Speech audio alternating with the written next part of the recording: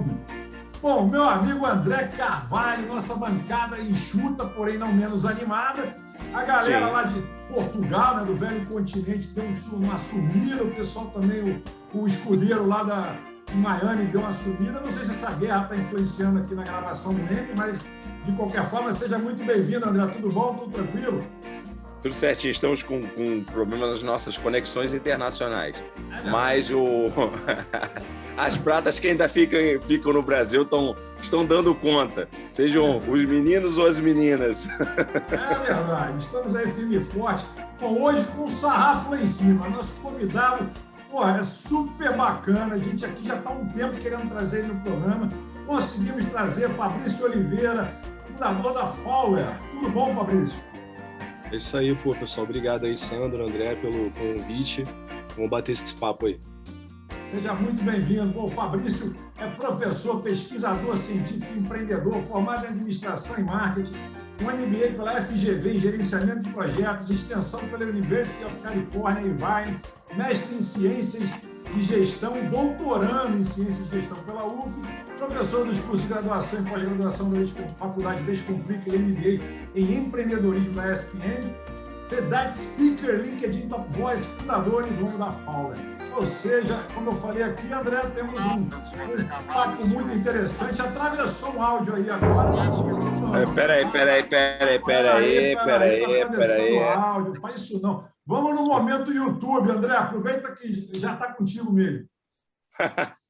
Vamos lá. Os áudios atravessam, mas vamos direcioná-los para que a nossa audiência inscreva-se no canal e acione o sino das notificações para a gente compartilhar excelentes momentos de conhecimento, de debates instrutivos e construtivos, como será o de hoje. E não esqueça também de fazer os devidos e necessários comentários para a gente ganhar maior tracionamento no YouTube. Muito bem. Olha, dizer também que o nosso convidado é carioca da Gema, né? E flamenguista, rapaz. Yeah! Uma bela coincidência aqui para a gente que acaba fazendo uma Fla-Press, né? Mas, enfim. Bom, pior se fosse Fluminense, não, André?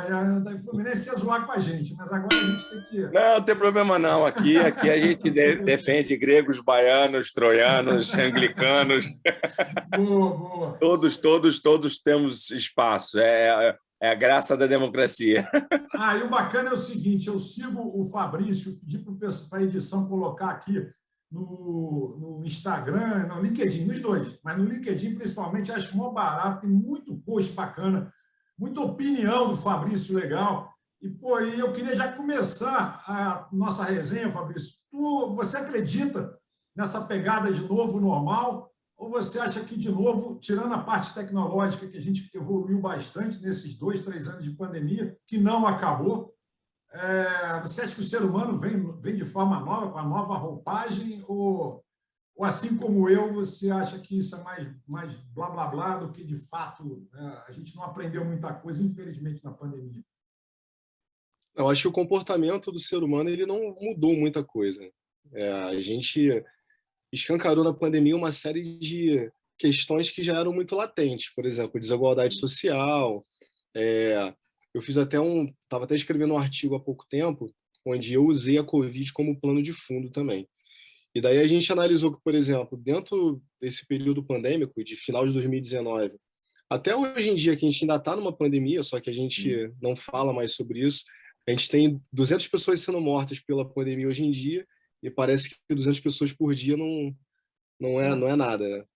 E aí você coloca 5 dias aí, multiplica para ver a quantidade de pessoas que morrem pelo vírus. Mas nesse período você escancarou uma série de questões, como, por exemplo, a população negra brasileira foi a população que mais foi afetada dentro da pandemia. Microempreendedores que tiveram seus negócios há 40 anos, 20 anos, 15 anos, chegou nesse período, não teve um mínimo de subsídio por conta do governo, ou por conta de qualquer outro tipo de subsídio. A gente teve muito subsídio de ONG, de organizações que estavam ali para poder dar um suporte. Mas você, por exemplo, dá só a alimentação para aquele cara, dá só o básico para ele, não vai fazer com que a empresa dele se mantenha, por exemplo. como vocês viram que diversas empresas quebraram, né, no período da pandemia.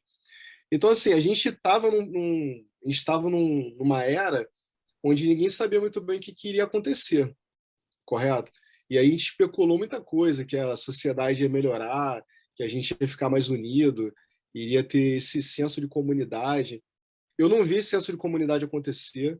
Se a gente trouxer para a questão corporativa, empresarial, eu acredito sim que alguma coisa mudou. Eu acho que a percepção do que a gente pode fazer de trabalho fisicamente ou online, ela mudou. Eu acho que muitas empresas agora perceberam que você consegue fazer um home office com qualidade, sem necessariamente ter a pessoa fisicamente ali. Eu acho que as pessoas passaram a não dar tanto valor assim para uma reunião física e viram que um espaço como esse aqui que a gente está fomentando nesse momento de bater um papo online, que tem o mesmo valor, ou um valor parecido, com uma reunião fisicamente. Então, da questão corporativa, acho que tivemos um certo avanço aí. Agora, para o comportamento humano, eu acho que bem, foi bem humilde assim o avanço. Acho que não tivemos muito, não andamos muito não. Fabrício. A gente fala muito aqui, eu e o André, né? Eu costumo citar Descartes e o André Hobbes. Né? Eu falo do... Como é que é, André? Eu falo do... Que o homem é bom por natureza. O homem é bom por natureza e você fala do Hobbes, que é... Que o homem é lobo do homem. Eu acho que está mais para o Hobbes do que... Verdade. Eu acho que o Fabrício é meio da minha lógica de pensamento. Não, mas eu também sou, só que eu até... Ele acha um pouco do Hobbes, não sei. Fabrício, você me alimentou alguns insights, depois eu vou para a pergunta que eu ia fazer. Quando você falou esse espírito de comunidade que acreditaram, vai muito daquela linha do meio rodriguiana que diz que o brasileiro só é solidário no câncer, e esse espírito de comunidade a gente vê em comunidades, né? Quando as pessoas quando elas partilham e compartilham a pobreza, o pouco que ela tem, ela contribui com o outro. E até você vê até moradores de rua, eu já vi essa cena, de um morador de rua que não tem, quando ele recebe alguma coisa que ele cogita ser maior, ele divide com o parceiro. Então, quando você fala de empresas, os que têm muito é que deveriam alimentar esse espírito dentro da pandemia de ser mais comunitários, eu não vejo tanto. Até só para, de repente, para contribuir. E um ponto, que é a pergunta que eu faço, são duas perguntas que eu vou fazer para o Fabrício, mas são complementares, que são pontos importantes. A gente já trouxe a Gláucia, que falamos aqui sobre racismo estrutural. Racismo estrutural, muito bom. E, inclusive, editor, coloque o card aqui em cima do programa. Uma coisa importante, você é doutorando, então você passou por diversas etapas evolutivas acadêmicas, e eu e o Sandro aqui somos grandes defensores da academia, e um debate que é muito forte é a questão das cotas. Primeiro, você utilizou-se de cotas, isso é uma pergunta, sempre é conceito, é só para ter a sequência, e o seu pensamento sobre cotas? Não, eu não usei de cota, eu usei de uma cota social que foi o ProUni. Lá no meu início da minha graduação.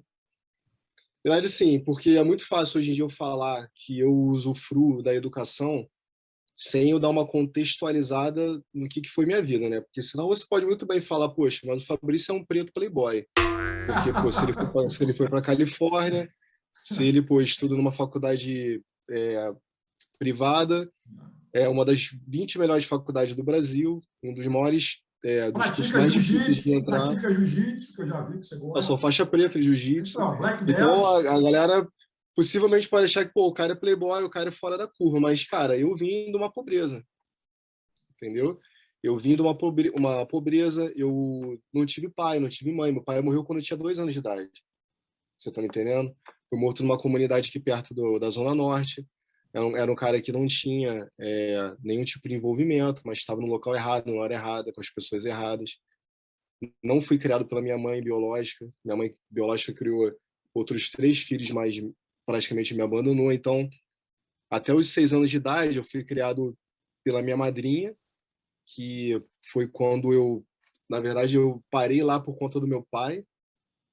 Meu pai ele tinha sido criado pelo pai da minha madrinha, que era o seu Casaca, aqui no Giro de Dentro, porque minha avó veio do Rio Grande do Sul e foi mãe solteira e acabou tendo 2 filhos e não tinha onde deixar meu pai nem meu tio, e acabou deixando meu tio na Piedade, na casa de uma amiga, e meu pai na casa do seu Casaca. E quando meu pai faleceu, dos 2 anos até os 6 anos, fui criado pela minha madrinha. As irmãs de minha madrinha se mudaram, uma foi pro sul, a outra mudou de bairro, porque se casou, e eu fiquei lá com a minha madrinha, que era a pessoa mais indevida para eu poder ficar, porque era uma pessoa violenta, agressiva, tinha relacionamento com um cara que era violento também, andava armado. Então, a minha infância, minha primeira infância, que a gente vê em algumas literaturas que é o momento mais marcante da vida da pessoa, porque é onde você cria o construto do que aquela pessoa vai enxergar do mundo, ela foi bem difícil para mim, dos meus 2 aos 7 anos de idade. Até que com 7 anos de idade eu fui despejado da casa onde a gente morava, a gente ficou na rua, e daí a gente ficou durante um tempo na casa de uma amiga, morando no terraço dessa amiga, e eu não teria como ficar uma criança ali durante muito tempo, eu parei na casa do meu tio, na Baixada Fluminense, em São João de Meriti, porque era a única pessoa que podia ficar comigo. Na casa do meu tio, eu recebi a visita de uma irmã da minha madrinha, que tinha ajudado a criar meu pai também, que a gente chamava de nega, que era a dona Ilka. E a dona Ilka chegou um período lá, sempre me visitando, e ela falou, cara, vamos tirar o Fabrício daqui, porque ela tinha percebido que eu estava numa condição muito ruim, não estava estudando direito, e ela viu uma possibilidade de um futuro abuso. E daí ela, quando enxergou aquilo dela, falou, cara, vamos tirar ele daqui. E daí ela me levou pro Meia. Ela falou, cara, tu quer passar um fim de semana no Meia? Eu tinha 8 anos de idade. Falei, quero. Aí quando eu cheguei aqui no Meia, que é onde eu moro ainda, eu falei, não quero voltar mais. Aí ela me adotou com 8 anos de idade. Então, assim, eu quero contextualizar para a gente entender onde é que as peças estão movimentadas, entendeu? Boa. A minha mãe, ela teve uma função fundamental na minha vida, porque ela que me ensinou o valor da educação. E ela falou para mim, Fabrício, eu conheço tua história desde sempre, eu ajudei a criar teu pai também. Eu sei que você não tem ninguém na vida, tem tua avó, que, pô, muito idosa, minha avó tem 92 anos de idade, mora em Irajá. Poxa, aquele perfil de senhora que viveu a vida toda trabalhando como empregada doméstica, né?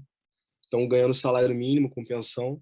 Vive bem porque não tem muito custo, mas se eu dependesse dela, eu tava quebrado, né? Então ela falava, minha mãe falava, ó, tu não tem herança, tu não tem ninguém que possa te ajudar, então o que eu vou te dar é educação. E você aproveite porque é através da educação que você vai mudar a tua vida. E aquilo dali eu recebi aquela informação com meus 8 anos de idade. Eu sempre fui referência em relação a todos os colégios que eu passei, todas as faculdades que eu fiz. Eu sempre quis ser o primeiro. Porque eu sabia que aquilo dali, primeiro, era uma forma de eu dizer para mim mesmo que eu conseguia, sabe? Era uma maneira de eu me autodesafiar. E segundo, que eu sabia que algum momento aquilo daí daria certo. Aquele investimento em educação daria certo. E daí, voltando à sua pergunta, quando eu fiz 16 anos de idade, 16, 17, não, um pouco mais novo, 15, 16, a minha mãe adotiva, a dona Ilka, ela perdeu o marido em 93. E ele era ex-militar. E aquilo dele foi um baque na vida dela, porque ela era uma mulher dos anos 40, então ela nunca tinha trabalhado. E ela tinha um filho, tem um filho até hoje, né? Que é o Marcelo, que é meu irmão, que também pouco tinha trabalhado. Então, assim, o patriarca da família acabou morrendo, então o meu irmão acabou tendo que assumir um negócio que o meu tio tinha, a gente mudou o padrão de vida, então foi bem complicado. E quando eu cheguei com 15, 16 anos de idade, ela falou, vou ter que te tirar do colégio que eu estudava. Comecei em colégio público, depois eu fui para o Nossa Senhora da Piedade, que era um colégio de freira, aqui na Zona Norte, mas na época era muito conhecido, era muito referência, consegui entrar. E aí ela falou, vou ter que tirar, você vai ter que voltar para o colégio público. Eu falei, caraca. Aí eu cheguei para a irmã, conversei com ela, falei, irmã, ó, vou ter que sair do colégio e tal. Ela, não vai sair, não. Você é um dos melhores, fica aqui, vou te dar uma bolsa de 100%, mas tu tem que ter média. Boa. Daí eu estudei meu ensino médio todo com bolsa, e eu sempre fui pole position, sempre dos primeiros, de todas as turmas, tá? Cabeçudo mesmo. Não porque eu queria só, mas um pouco por obrigação também. Daí, quando eu saí do ensino médio, as professoras começaram a botar uma pilha, cara, faz o Enem, é um negócio novo, ninguém conhece. O Enem era só uma maneira de você se testar, de você entender como é que você estava ali o teu ensino. Eu fui despretensiosamente, num domingo, eu só tinha uma coisa que eu tinha dúvida, que era a fórmula de PA e PG, na época, né, progressão geométrica e aritmética. Eu decorei, fui para a Gama Filho lá fazer a prova, só que eu tirei 80 eblau, 90 eblau, terminei o ensino médio naquele ano, e meses depois eu vi uma propaganda na TV do Tony Garrido dizendo que tinha um programa chamado ProUni, que é o Programa Universidade para Todos, que você podia usar a tua nota do Enem, caso você tivesse estudado em ensino médio ou público ou particular, só que com bolsa. E era a minha condição. Eu falei, cara, eu vou cair dentro. Aí acabei ingressando na Gama Filho, não paguei nada, ganhei uma bolsa de 100% também para fazer marketing. Então, eu sempre brinco, né? Porque eu tenho muita expressão no LinkedIn. E o LinkedIn é uma rede profissional que ela tem como perfil ser um pouco neoliberal. Tem muita gente lá que levanta uma bandeira da meritocracia, que levanta a bandeira do você é pobre porque tu quer e você só não ganhou dinheiro porque você não quis também. E teve um post que eu fiz no LinkedIn há um ano atrás, mais ou menos, dizendo exatamente isso que você perguntou. E eu falei, ó, vocês que ficam babando meu ovo hoje em dia, dizendo que, poxa, eu sou um preto que subi na vida, que ganhei dinheiro, que sou mestre, doutorando, mas eu sou fruto de programa social. Eu sou fruto do ProUni. Então, antes de você levantar a minha bandeira, você tem que levantar a bandeira também dos programas sociais e das políticas afirmativas, porque hoje, se tu baba meu ovo, é porque eu tive a oportunidade lá atrás de poder ingressar na faculdade com um pouco mais de facilidade. Possivelmente eu passaria no vestibular? Possivelmente, passaria no vestibular, e no vestibular que eu quisesse, com a nota que eu quisesse, porque eu sempre fui capacitado e gabaritado. Mas se eu tinha essa porta por uma forma de compensação histórica, cara, eu vi a porta aberta e entrei. Lógico, com certeza. Ô Fabrício, de Black Belt para Black Belt, que a gente podia. Vamos fazer uma conversa de faixa preta agora. Eu sempre achei também que educação, esporte e educação, você de fato consegue ascensão, né? Porque são duas coisas que, por exemplo, nos Estados Unidos, já foi, você conhece lá, eles dão até bolsa, inclusive, para você que tem boas notas, que você se dedica, você consegue. Né? No ensino médio, no high school, você consegue bolsa e eles dão até uma graninha, uma condição de você ficar, desenvolver, né? Se desenvolver, desde que, como você falou agora, aí você mantenha uma média mínima. Né? Eu não sei por que a gente não copia esse tipo de modelo aqui no Brasil. Não sei, cara, entra governo, sabe, isso independente de polarização, de Lula, de Bolsonaro, sei lá. Quem entra político, sai político, as coisas boas a gente não copia, a gente copia porcaria. Em grande parte das coisas a gente copia muita porcaria. Eu não entendo por que não tem uma pessoa com uma mente que não precisa ser tão brilhante, que veja que em determinados países, eu citei os Estados Unidos, mas tem a Noruega, que nos anos 70, era uma porcaria, hoje é um dos maiores IDH, né? Você tem a Suécia, você tem, enfim, países que há alguns anos, 30 anos atrás, estava literalmente bem ruim, assim, para não falar que estavam na merda, mas estavam bem ruim, e eles estão aí, cara. Então, são países que investiram na educação, investiram no incentivo ao esporte, que são duas bandeiras que eu defendo muito. E por que a gente aqui tem tanta dificuldade em entender isso, cara? Eu não consigo entender a cabeça dos nossos governantes, seja ele qual for. Tu não precisa ir muito longe, né? Eu falei que eu estudei na Gama Filho, e a Gama Filho nos anos 70, 80, 90, até o ano 2000, assim, mas mais nos anos 90, era referência de faculdade que tinha esse mote esportivo e que dava bolsa para uma série de atletas para poder se formar e competir pela faculdade. E a quantidade de pessoas hoje em dia que estão no jiu-jitsu e que foram do jiu-jitsu e do judô da Gama Filho, ou da luta olímpica, que também é outra modalidade que eu pratico até hoje, cara, é muito grande. A quantidade de pessoas que você via que o cara não é uma sumidade dentro das disciplinas. Sim. Mas, poxa, a gente não, o esporte em si, e nem muito menos a graduação, ele não tem por objetivo criar gênios. Verdade. Né? E nem aquele senhor que foi ministro da Educação falou que a graduação e a faculdade não é para todo mundo. Eu acho que ela é para todo mundo, sim. Ela não é para todo mundo, de repente, no sentido de nem todo mundo é obrigado a fazer. Sim. Mas esse pensamento elitista de que uma pequena parcela da população vai ter acesso, não acho que seja por esse motivo, porque ela não forma só profissionais, ela forma cidadãos também. Boa. Então, eu conheço muitas pessoas assim que, inclusive na Gama Filho, que poderia ter ido por um outro caminho, mas conheceram uma possibilidade pelo esporte e hoje em dia é professor de educação física ou é treinador. Tu vê um monte aí, o André Pederneiras, que é treinador aí do José Mas aí Aldo. você está falando de um caso de iniciativa privada. Eu acho que isso tinha que ser política pública.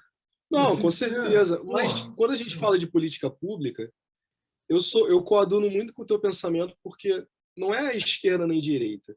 Eu acho que não faz parte do interesse do político brasileiro, primeiro, de expandir a educação no Brasil. Sim. Eu acho que não faz parte. Porque eu acho que é um pouco da nossa cultura também, a gente manter a população um pouco ignorante, para poder continuá-la como massa de manobra. Infelizmente. E se você expande a educação, expande o acesso a esporte e tudo mais, você acaba criando pessoas com muita massa crítica. Aumenta a massa crítica, com certeza. Aumenta exponencialmente. Talvez é isso que eu fico pensando também. Eu falo, mas qual é o medo de aumentar a massa crítica? Porque, ao contrário, eu acho que aumentando a massa crítica a gente eleva o sarrafo. Tudo bem que fica mais difícil de se desviar dinheiro, de fazer, enfim. Sim, eu acho assim, a gente tivemos vários avanços na educação, por exemplo, no próprio governo Lula, com a Haddad, a gente teve um avanço muito grande, mas ainda são reformas, né? Não são sistemas, revoluções. E a gente entra precisa... um governo, sai outro governo, parece... Eu vejo isso já há bastante tempo, tá? Eu não estou aqui em campanha com... Eu estou fora dessa polarização, mas eu vejo isso assim, o presidente X lá atrás, vou falar na época, sei lá, Collor, não sei, lá para o lado, antes do Collor foi quem, gente? Foi o Tancredo que morreu, foi o Sarney, né? O Sarney. Você vê que os presidentes, desde essa época, a gente tem, o que um entra, ele meio que anula o que o outro fez, aí entra o outro, anula o que os outros fizeram. Porque não tem projeto de Estado, na verdade, né? A gente não consegue dar continuidade à coisa, entendeu? Parece Mas, que... Sandro, aí não sei se... Eu estou entrando, eu tiro espaço do convidado falar. Na medida em que você corrobora, por mais que seja de qualidade, o que o anterior fez, você dá uma amostra, porque a esposa de César não tem que ser honesta, tem que parecer honesta. Então você começa a dar mostra de que o outro teve uma boa ideia. Sim, se você corrobora, mas assim, politicamente, é só leitura política. Se você corrobora que o outro fez bem, qual a ideia que você passa para um eleitor que, como o Fabrício bem lembrou, não tem massa crítica, ele não tem uma visão crítica. A visão dele manter do jeito que estava, né? Por que eu votei em você se eu podia o outro que foi bom? Então ele tem que criar. Eu dou sempre um exemplo, que é o exemplo mais tosco e mais visível possível, que são as cestas de lixo no município do Rio de Janeiro. A cada governo, elas trocam de cor. É por manutenção? Não. É porque cada cor representa, foi o que um prefeito colocou. Eu me lembro, acho que um dos primeiros, me corrijam, acho que um dos primeiros a colocar essas cestas em poste foi o César Maia, ele botou laranja, eu acho, assim, eu tenho quase certeza. Aí depois você vai e troca, põe o outro, eu me lembro que o Crivella botou azul. Aí alguém botou verde. Não sei se foi o Eduardo Paes que colocou verde. Então, não é uma questão de manutenção. Ele troca a cesta que está funcionando. Por quê? Porque é a cor marca do governo dele.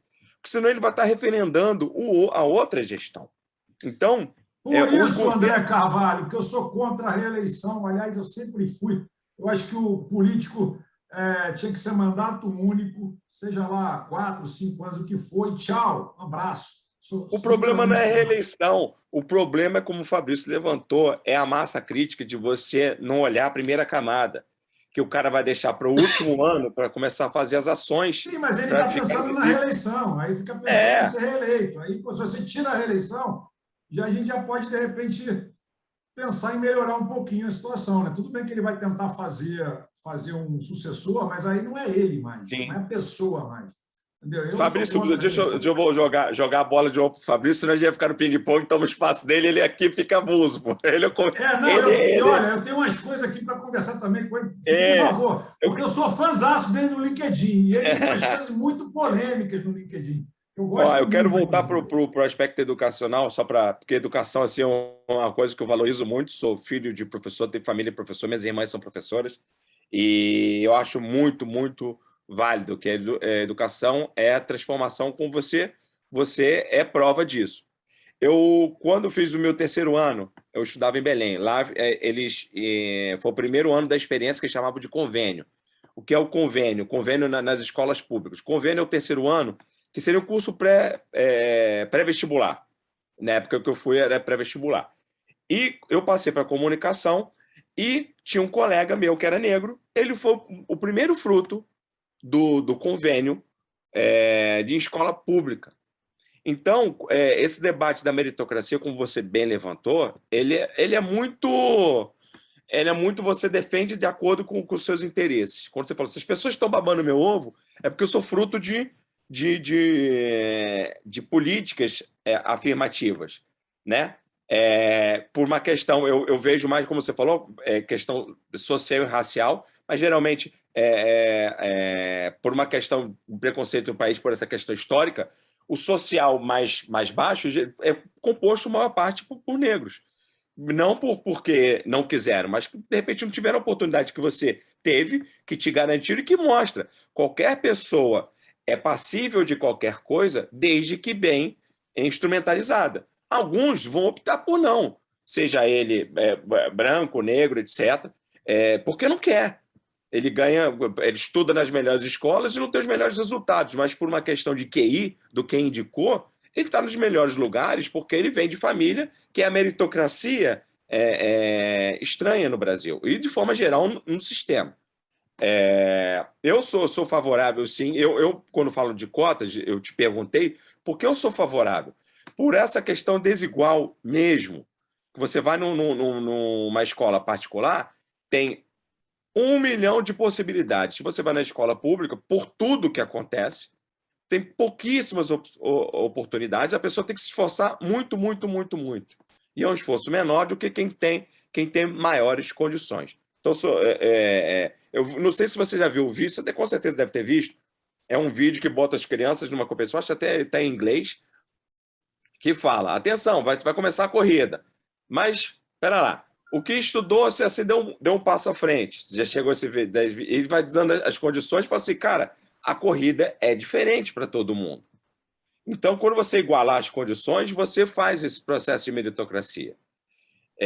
Como você fala assim, o LinkedIn, e aí a pergunta que eu vou te fazer, a gente comecei com a educação. Chegou na pergunta, caraca, o Zé Palestrinha. Não, estou palestrando porque o assunto é bom, eu gosto desses assuntos.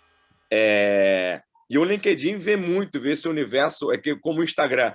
O LinkedIn o profissional que é o Instagram para as viagens, né? Para o estilo de vida. Então, às vezes, é um mundo fabuloso, um mundo de Alice. Você, como um cara que fala assim, você tem relevância em LinkedIn, quais são as dicas que você dá para as pessoas utilizarem melhor o seu LinkedIn? Que, às vezes, nem sempre ter um destaque em LinkedIn não é em relação a isso. As pessoas acham que o destaque é o cara que tem um LinkedIn melhor. Às vezes, não é um cara que tem 1 milhão de pessoas, aí ele só põe tosqueira. para você ter bons resultados em LinkedIn, saber utilizar melhor esta plataforma, quais são as dicas que você pode passar? Vai depender do objetivo pelo qual a pessoa usa a ferramenta.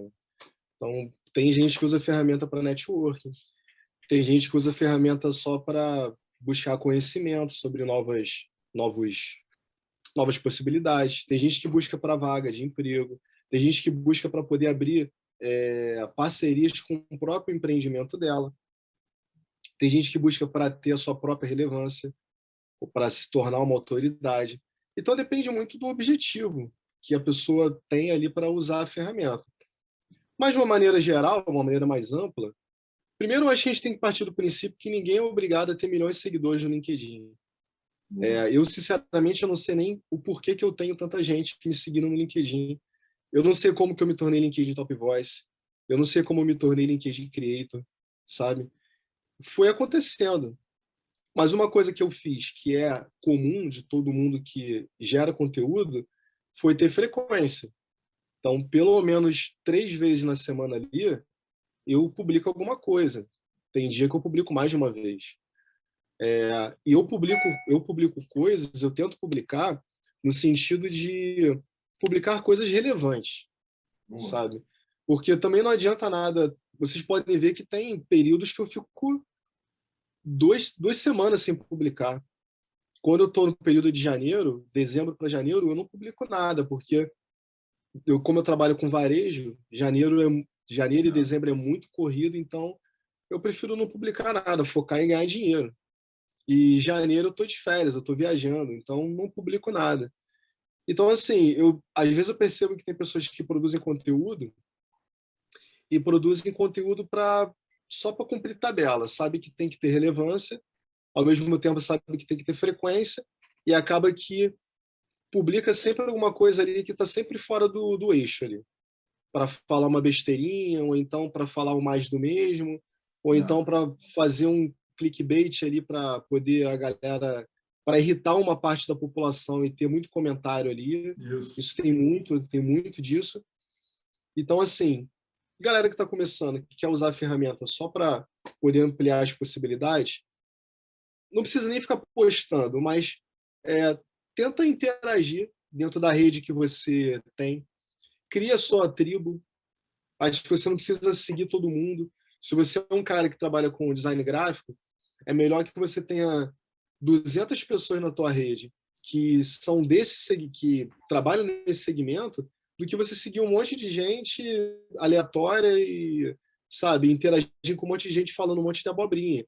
Um amigo meu, ele só tem uma galera de design gráfico. E ele só interage nessa área. E muita coisa está acontecendo para ele. E ele não tem 1 milhão de seguidores, sabe? Ele posta só coisa daquele segmento ali. Então, se você tem a tua tribo sendo construída, é muito mais fácil você fazer um post e ele viralizar. Até porque o LinkedIn é muito bom ainda de viralizar. Porque você pode ter 1.000 seguidores e aquele conteúdo que tu posta, ele é distribuído para muita gente. Ele ainda não tem o limite de pessoas de distribuição, como, por exemplo, o Instagram.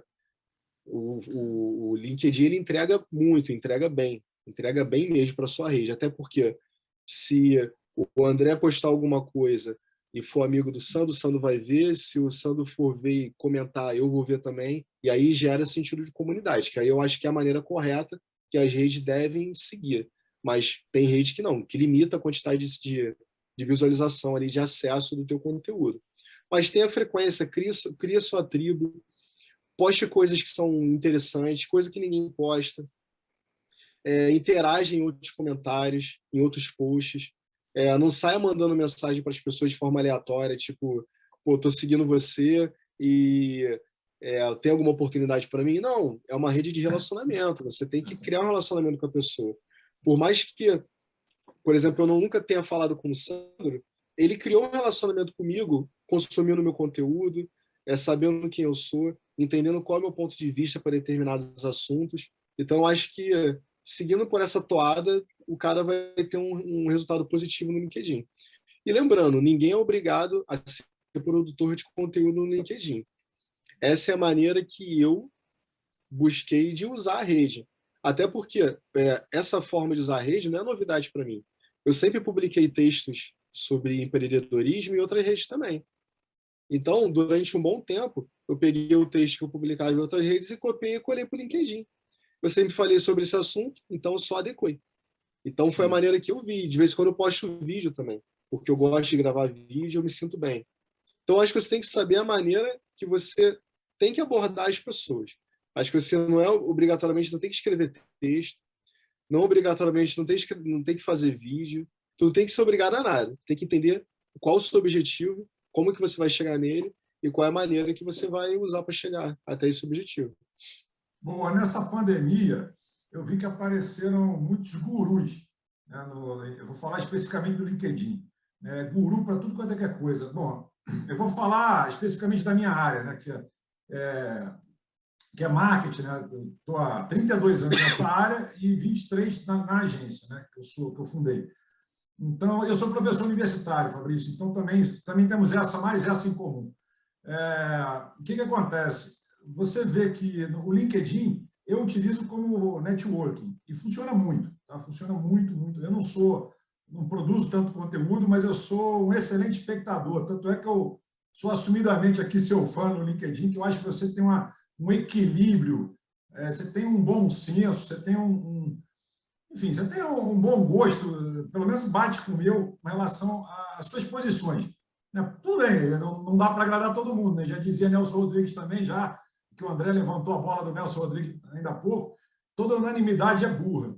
Então, eu acho também que você deve ter alguns haters aí, galera que talvez não curta tanto, mas eu sou fãzaço, me amarro, acho que você tem uma sensibilidade nos posts bem legal, mas esses gurus, e tem vários, certamente você conhece vários também, é que às vezes eu acho meio chato, entendeu? Que empobrece a rede, né? Porque aquela coisa de eu dobro o seu faturamento em 3 meses, eu faço isso, você vai ter mais de 1 milhão de seguidores se você pegar essa... Vou te ajudar, essa palavra ajudar não me soa bem quando eu vejo no LinkedIn, porque ninguém está ajudando, ninguém é Madre Teresa de Calcutá, isso na boa, é a minha opinião, que é você jogar aquela isca lá para o cara morder a isca e depois você vai e mete um curso, mete uma consultoria, uma mentoria e tal. É um golpe tão baixo, tão banal. Eu vou me ajudar, me ajudar. Exatamente, eu vou me ajudar, porque, eu vou te fornecer aqui um material gratuito.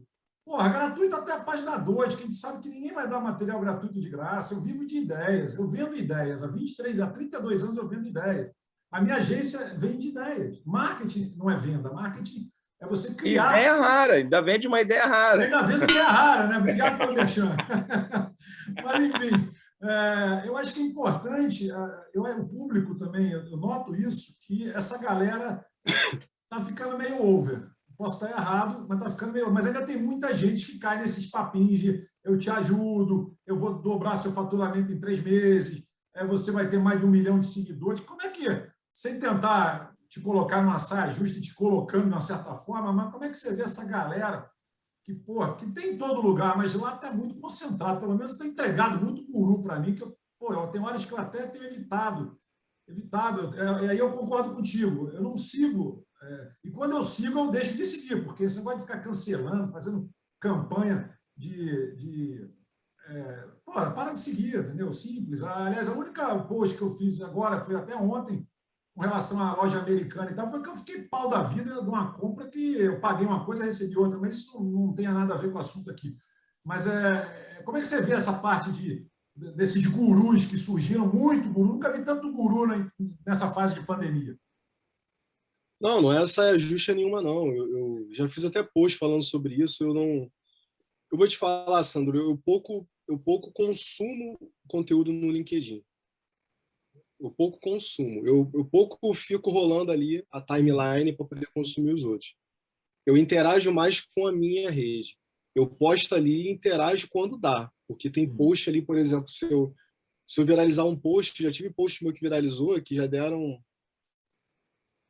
Cara, 40 mil likes e 1,5 milhão de visualizações. E mais de 1.000 comentários. Não dá. Eu largo mão, porque não tem como, senão eu paro de trabalhar para poder ficar né? E, cara, é puta gente chata, cara. Puta gente chata, essa galera de proselitismo, cara. Pessoal É, muito chato. Eu não tenho paciência absoluta para essa galera. Eu exponho eles sim, porque eles têm que ser expostos mesmo, porque o LinkedIn, ele hoje em dia está um pouco melhor, mas há uns 2 anos atrás, ele recebeu vários haters, cara, porque essa galera queimou o LinkedIn. Tem, inclusive, a página fanfic do LinkedIn Fanfic aí do Facebook, é, que, pô, esculacha esse tipo de conteúdo que a galera coloca, né? Tipo, você falar que o cara chegou no teu, o cara chegou no teu, na tua entrevista de emprego, sem um sapato, aí você comprou um sapato para ele, ou chegou com o filho debaixo do braço, aí você deu de mamar para o filho e é. contratou a mulher que, ou então o cara chegou numa chuva, pô, atrasado 1 hora para a entrevista, mesmo assim, você sabe, são coisas que fogem da vida real. Eu também E acho. dá para você ver que aquele storytelling que ele está contando, cara, é criado. Teve um dia que eu É. fiz o seguinte: eu fiz um post inventando tudo. Eu inventei tudo do post, menti em tudo, na maneira que essa galera faz. E no final eu coloquei que aquilo dali era ilustrativo. O que teve de gente curtindo e falando isso aí é porque a galera não lê. E a galera aproveita esse clickbait e esse comportamento do usuário, que é o comportamento de ler só até a metade, ou fazer uma leitura vertical ou transversal, fazer uma leitura muito breve, ou então o cara vê uma foto e já sai comentando, não sabe nem sobre o que é o post. Então, essa galera ela aproveita dessa fragilidade dessa parte dos usuários para ficar distribuindo proselitismo. E isso queima quem quer fazer um trabalho sério na rede, Verdade. sabe? Então, assim, eu acho essa galera muito. Eles são ervas daninhas, assim. Mas, como você próprio disse, tá, tá assim, meio que criando um certo. Tá ficando over, tá ficando Tá cringe. ficando, Essa exatamente. galera tá começando a se colocar o bumbum na janela. Eu Porque também acho. hoje em dia é muito fácil você entender se um discurso é inventado. Porque a retórica ela é sempre a mesma. Elas são muito parecidas. Então, quando a galera vê que é uma história muito parecida com um outro, um outro texto que já publicaram, o pessoal vê, poxa, isso daí é mentira. É. Porque tem gatilhos ali de mentira no texto. Fabrício não descarta também o público que acredita. Tem um Ah, sim. público que acredita nessas histórias e se comove. E esse público Tem. se comove por essas histórias e funciona para eles também. Ou um Até público que quer acreditar, né? Tem um é público isso que quer aí. acreditar. É isso aí. Ó, eu vou destacar aqui rapidamente, tem umas coisas muito legais. É, algumas coisas que eu destaquei, já que a gente está com um homem aqui no M, o comentário do Fabrício, por exemplo, um deles que eu acho muito legal. O Brasil, abre aspas, o Brasil é um país de oportunismo e não de oportunidade. Narrativas das mais esdrúxulas são criadas e famas momentâneas são aproveitadas para se obter ganhos financeiros e políticos. E aí ele fala, com relação ao morador de rua, né, que foi um post que deu muita audiência, morador de rua, notícia da Yahoo, espancado por personal convidado para se candidatar a deputado. Esse foi um que eu separei, que eu achei muito legal, muito bacana. Outro que eu achei muito legal, Fabrício, que eu, inclusive, eu até estava... Está aqui, ó, com relação que você pede até desculpa. Você começa o texto pedindo desculpa ao diretor da revista, né, que ele bota elas no comando, Força da Mulher Negra em Joinville e tudo mais, e na foto não tem nenhuma mulher negra. Né? Padrão de beleza, não tem uma foto de uma mulher negra na foto. Entendeu? Enfim, e outra que me chamou muita atenção, que eu também, eu acho até que, eu não sei se eu comentei e tal, mas eu achei duas interessantes. Uma que eu sou da Bahia, de Salvador, e você colocou aqui que a grife reserva é acusada de racismo em loja de Salvador, isso também é uma coisa muito interessante, até tenho que falar sobre isso. E a da Juliette se torna a head de inovação da Mondial Eletrodoméstico. Cara, eu achei o teu texto aqui assim, sensacional. Eu vou indicar aqui para a galera ler, porque se eu ler o texto a gente vai comer tempo de entrevista, mas achei sensacional, de uma assertividade. Aí eu volto a dizer, a sensibilidade e a assertividade, elas são eu coaduno, entendeu? Por isso que eu sou consumidor do seu conteúdo, que eu acho de muito bom gosto. Tá? Eu acho que você consegue ter a medida exata na mão, na porrada. Você bate, mas como um bom black belt, né, como um bom faixa preta, você dá a porrada na medida certa. Nem tanto, nem devagar, você dá uma porrada na medida certa. Então, esses que eu separei, eu achei sensacional, cara. E tem mais, tá? Eu só separei esse porque senão vai ficar a lista longa. Mas esses são alguns que me chamaram a atenção. Eu achei muito, muito interessante. Você falou também, há um tempo atrás, você falou questionando, eu não separei esse, mas você questionou, se eu não me engano, foi a Anitta. Foi um post falando da Anitta, que você questionou, não sei se foi ela ser do Conselho do Nubank ou do tal do primeiro lugar. Eu não estou achando esse, mas infelizmente esse eu esqueci de separar, mas eu lembro. Você falou alguma coisa com relação da Anitta, agora eu não estou achando. Mas, enfim, mas também achei muito legal, achei muito bacana. Não estou achando agora, mas, enfim. Mas foi Eu acho que eu tento...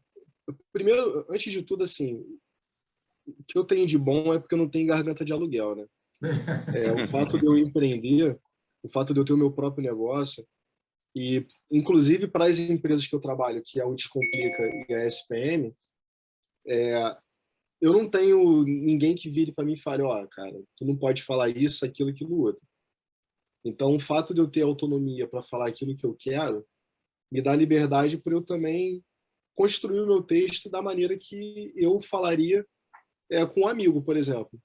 Logicamente que o que as pessoas não entendem você pode falar da maneira que você falaria com um camarada, tomando um chopp, por exemplo, mas você tem que ser respeitoso porque tem mulheres vendo, tem pessoas mais jovens, tem pessoas mais idosas. Então, tu vê que no meu texto eu não uso palavrão. No meu texto não tem nada depreciativo no sentido de humilhar ninguém, né? Então, eu tento falar o que eu entendo como verdade, porque existe a minha verdade, existe a verdade do outro e existe a verdade. Então, eu tento me aproximar mais próximo possível da verdade em si, numa ideia um pouco filosófica. Mas eu tento, cara, sair do senso comum de... Que nem, por exemplo, vamos entrar um pouco no conteúdo que a gente poderia falar sobre negritude. Eu sou um cara que eu não sou militante. Eu milito a minha militância. Eu não sou parte de um grupo de militantes. Então, antes de tudo, eu sou um cara que estudo sobre o assunto e onde muitas pessoas não o fazem. Muitas pessoas acabam querendo falar sobre o assunto sem estudar. Então, eu faço o trabalho de casa, que é estudar as principais literaturas sobre negritude. E aí eu falo desde Frantz Fanon, eu falo de Kátia Cotirene, falo sobre Sueli Carneiro, falo sobre Abdias do Nascimento, e vamos lá. Poderia ficar uma hora aqui falando uma série de autores negros. Então, primeiro tem que estudar. E segundo, que você tem que construir o teu senso crítico sem obrigatoriamente ter que ir pela manada. Por mais que essa manada seja a sua tribo. Qual é a minha tribo? A minha tribo ela é a tribo da comunidade negra e com uma interseccionalidade com a população periférica suburbana, que é a minha realidade. Mas eu já bati em comportamentos, por exemplo, de pessoas da comunidade preta porque não estavam, no meu entendimento, na minha verdade, indo pelo caminho correto e, de certa forma, dando um retorno positivo para a comunidade. Vou dar um exemplo. Tem um camarada meu aqui do Rio de Janeiro, não vou citar nome nem nada, que ele viralizou porque ele teve uma abordagem policial onde ele entrou numa loja no centro da cidade e o centro presente abordou ele porque ele entrou na loja muito rápido e começou a abordar ele. Pô, meu camarada, o que tem no bolso? E aí, não sabe aquela coisa, né? Que a gente sabe. E aí, ao invés de... o que ele fez? Ele começou a bater boca com os dois policiais, perguntando, estou sendo abordado por quê? Estou sendo abordado por quê? Aí abriu uma live, estou sendo abordado por dois camaradas que não sei o que lá, que papapá, ppp. Eles, aí acabou que aquilo dali se tornou um abuso de autoridade, porque na cabeça dos policiais eles não foram bem tratados. Eles falaram, não, então beleza, então vamos para a delegacia. Aí ele falou, tô indo para a delegacia, não sei o que lá. Eu critiquei aquela atitude dele porque a minha mãe, aí eu voltando na dona Ilka, que foi a pessoa que criou ali a maneira que eu tinha que ver o mundo. Quando tu se torna adolescente, a literatura sobre negritude fala que todos os pais têm um negócio que se chama de first talk, a primeira conversa, que é aquela conversa que o homem preto ele tem, ó, tu vai sair na rua, sociedade é preconceituosa, você se porta direito, você fala isso, não fala aquilo, olha nos olhos dos policiais, seja respeitoso, ande com documentação. Se eu andasse de bermuda, minha mãe falaria pra cacete. Se eu andasse de tênis sujo, ela falaria pra cacete. Se eu andasse de cabelo mal cortado, ela falaria pra cacete. E ela falava, Fabrício, for abordado, documento, posso ser útil? É isso, aquilo, porque eu ficar perguntando pro cara por que estou sendo abordado é uma questão muito óbvia. Você sabe que está sendo abordado. Está sendo abordado porque a estrutura brasileira ela é racista e ela introjeta na cabeça do policial de que todo preto é suspeito. Por mais que ele seja preto também. Verdade, verdade. Verdade, concordo. A gente está sendo gravado, vai editar, não vai? Vai. Dá uma pausinha, por favor, rapidinho. Então, todo mundo sabe o motivo pelo qual ele está sendo abordado. Então, a maneira mais inteligente que eu falei no post foi o seguinte, cara, apresenta a documentação, eu entrei, comprei alguma coisa, minha nota está aqui, é isso, aquilo, outro. Posso ser útil mais alguma coisa? Ah, não. Agora, posso fazer uma pergunta? Por que eu estou sendo abordado? Mas ele já foi liberado, já. Os policiais não têm o que fazer. Porque aquilo depois se torna um desacato à autoridade, aí quem é prejudicado é ele, porque é fichado. Então, eu acho que assim, eu não estou aqui para me tornar Marte. Eu estou aqui para sobreviver. Porque aquilo dali foi no centro da cidade, 2 horas da tarde. Se fosse de madrugada, ele ia tomar 2 na cara se não fosse morto. E eu fico pensando assim, esse camarada, ele tem milhares de seguidores. Qual é a mensagem que ele está passando para um moleque, por exemplo, de comunidade? De peitar policial? Porque o que a galera esquece é isso. Qual é o modus operandi? Qual é a metodologia? Eu, como cientista, eu penso assim, qual é o método? Sim. O método é esse? Porque se você está produzindo esse conteúdo, está botando na internet, é porque você quer que outras pessoas sigam esse método, peite policial, para comprovar que ele é racista. A gente sabe que ele é racista, não é isso, não é dessa forma que você tem que lidar. Outro exemplo. Tem um rapper que eu me amarro nele, mineiro, chamado Djonga. O Djonga ele tem uma frase que é muito peculiar dele, que é fogo no racista. Fogo no racista, beleza. De forma meio que fantasiosa, isso é legal pra caramba. Fogo nas ideias, fogo no combate, política e tudo mais. Só que o que acontece? Ele foi abordado há pouco tempo por um segurança que discriminou ele e ele deu um soco na cara do segurança. O segurança processou ele, tomou 20 mil reais dele. Ele pagou porque ele é rico. Ele é rico. E ele falou, pô, dei mesmo, não sei o que lá, daria de novo. Porra, show de bola. Mas qual é o tipo de mensagem que tu passa para um moleque de periferia? Que ele tem que socar a segurança da Lojas Americanas, da Casa de Bahia? Para quê? Para ser levado para o quartinho, entrar na porrada e ser morto, por exemplo? Como foi feito com o Beto, do Rio Grande do Sul? Você está me entendendo a responsabilidade que tem no que tu fala? Verdade. No que tu fala. Muito. Entendeu? Então, quando eu vejo uma galera falar assim, mas aquela loja ali, ela cometeu racismo. Taca fogo na loja. Taca? Então taca lá, porra. Taca lá e responde. É isso que vai resolver o problema racial? Mas a gente já sofreu durante muito tempo. Aí é outra questão. A gente sofreu durante muito tempo, a nossa voz é calada, só que essa é a maneira inteligente de resolver? Depreciando a loja? Depredando a loja? Decididamente não é. Quer ver outra coisa? Aquele quiosque onde o rapaz ele não era angolano, não. Ele Eu acho que era do era Congo, acho que era do Congo. congolês. Ele foi morto Isso. aqui na Barra da Tijuca. Teve uma passeata para falar da morte dele e tudo mais. Uma galera da comunidade negra lá. E um amigo meu, ele me ligou depois e falou assim, cara, eu queria tua opinião, porque tinha uma pessoa na passeata falando assim, vamos tacar fogo no quiosque, vamos tacar fogo, taca fogo, taca fogo. E ela em si não estava indo tacar fogo. E os camaradas falaram assim, pô, vai lá tu, taca fogo lá você, pô.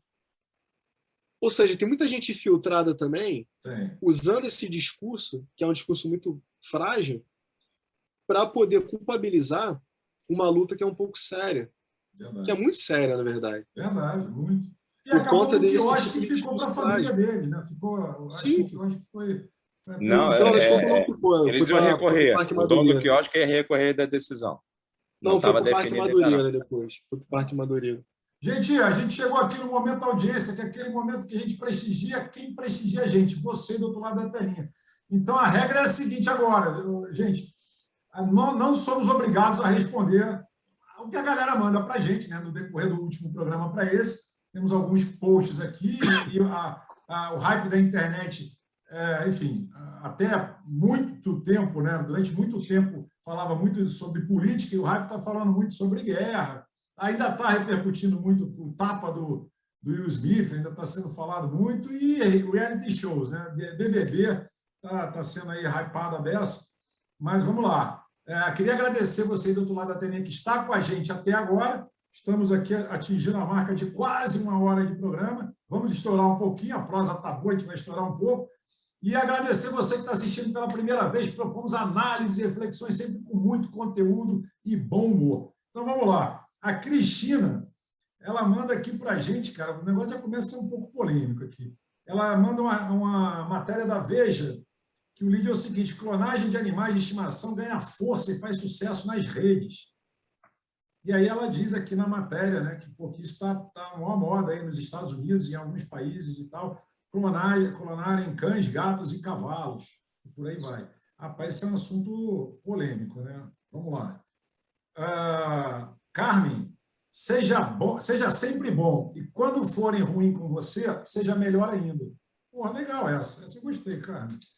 Essa até eu vou dar um tiquezinho aqui, que essa ficou legal. Vamos lá. Olha, por enquanto estamos filosóficos. Gilberto, pesquisadores estudam eficácia de semana com 4 dias de trabalho. Rapaz, olha, eu fui checar isso aqui, é uma matéria da CNN, e está rolando mesmo, tá? Pesquisadores da Universidade de Oxford, na Inglaterra, e da Universidade de Cambridge vão fazer pesquisas sobre semana de trabalho com 4 dias. Os testes começam no mês de junho, com cerca de 30 empresas em todo o Reino Unido e devem durar pelo menos 6 meses. O objetivo é monitorar mudanças de produtividade e na satisfação dos funcionários. Rapaz, isso também dá o que falar. Deve ser inspirado naquele livro do Tim Ferriss, né? Trabalhe 4 horas por semana e fique rico. Exatamente. Outra, Luiz Cláudio. Luiz Cláudio, ele sempre assiste a gente, sempre manda umas coisas polêmicas. E ele bota aqui, que saiu na Isto É. A Anitta é detonada após dizer que no Brasil todo mundo só quer se divertir e transar. Rapaz, eu fui buscar, né? Logicamente, isso também não é fake news, não. Isso está, de fato, saiu mesmo. A Anitta, declaração infeliz, né, cara? Porra, enfim. Ai, meu Deus. Vamos que vamos. Se alguém quiser comentar, está aberto, tá? Eu só estou lendo aqui, a gente pode repercutir ou não. Essa é pauleira, Ana Cláudia. Ela traz uma matéria do Valor Econômico. Covid-19, nova variante Ômicron, XE, preocupa e pode ser mais contagiosa do que a atual. A China enfrenta o maior surto desde Wuhan. Rapaz, apareceu mais uma variante, tá? Só para vocês ficarem sabendo. Resumindo aqui a matéria, apareceu mais uma variante e mais contagiosa ainda. Eles fecharam Xangai, eu acho que foi outra cidade também. Mas tem a Xangai, eles fecharam. Pois é, está em lockdown. Deixa eu pegar aqui o que me passaram. Pipipi, eu não sei agora se é se isso aqui está muito pancado ou não, mas vamos lá. Aqui, ó. Isso aqui deve ser o Luiz com Z. O Luiz com Z é uma figuraça também. Aqui a gente tem aqui o Luiz com S e o Luiz com Z. Ele bota aqui o seguinte: o real foi a moeda mais forte do mundo nesse trimestre. Vocês têm noção do que é isso? Vou repetir: a mais forte do mundo. Rapaz, ele não cita governo, tá? Ele só fala da moeda. Eu acho que esse cara é economista, porque ele sempre manda coisa para a gente ligada a assuntos de economia. Bom, vamos lá. Para fechar, aqui tem mais duas. Daí, abre aspas. Daí tu fala que é do norte. E a pessoa já te imagina no meio da selva dançando calypso com a sucuri. O Paulo José, aqui de Belém, do Pará. Porra, essa é brincadeira, mas é verdade. Rapaz, e tem uma bomba aqui que mandaram para a gente, a Shirley.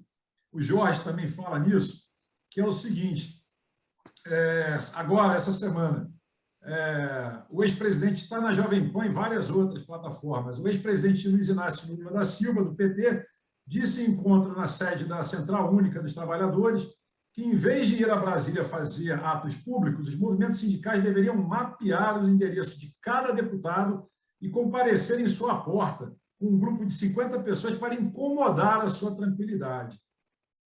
Aí, meu amigo, a internet pegou fogo. Entendeu? Aí, várias opiniões, a gente destacou uma aqui, que é do próprio Fiuza, da Jovem Pan, que ele fala, abre aspas, Lula fez uma incitação ao crime. A pergunta que fica é: ainda tem justiça no Brasil ou acabou? Rapaz, Mas olha só, isso é polêmico. mas, Sandro, cuidado para justificar esse assunto de política aí. Não. O que eu quero dizer é o seguinte, que isso não é novo, só se tornou físico, porque é uma prática comum de dizer assim, se você quer alguma coisa, perturbe o seu parlamentar enchendo a caixa dele de e-mail. Só que ali é no mundo virtual. O próprio Fabrício falou assim, já recebi diversas vezes, eu não consigo abrir.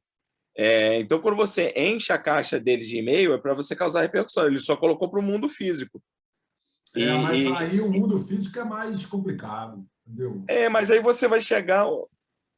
Sandro, chega o pessoal que é bolsonarista, que ele chega, os caras estão sempre com o telefone, filmando e perturbando. O Mamãe Falei fazia isso. O Mamãe Falei ganhou fama dele com o telefone e falando assim, isso é uma perturbação da pessoa Aliás, o Mamãe Falei também está hypado na internet, tá? Você acabou de falar aí, está hypado, ele está para ser aí, vai ser ou não caçado, né? Está sendo aí a Câmara de lá de São Paulo, de Vereador. Eu acho que ele é da Assembleia. Não, acho que ele é deputado estadual, não é. Deputado estadual. O Holiday, que é vereador em São Paulo. Ele chegava e perturbava os caras. Ele fazia determinados questionamentos que lacrativos, não eram. Tinha alguns questionamentos que eram ok, outros eram lacrativos. E ele perturbava o cara na rua. Na liberdade pessoal dele, era tão incomodado quanto. Então, não tem, como a gente já falou algumas vezes, não tem virgem na história, não tem santo.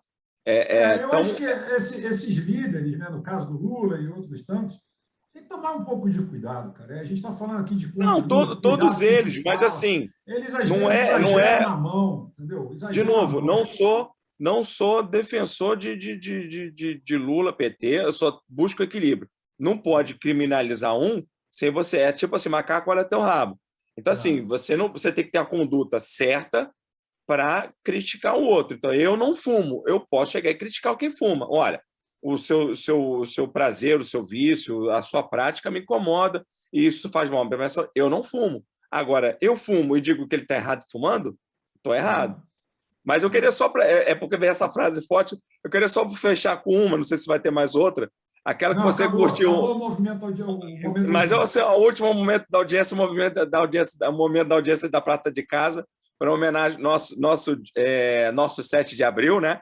A frase do Cláudio Abramo, que é: o jornalismo é, antes de tudo e, sobretudo, a prática diária da inteligência e o exercício cotidiano do caráter.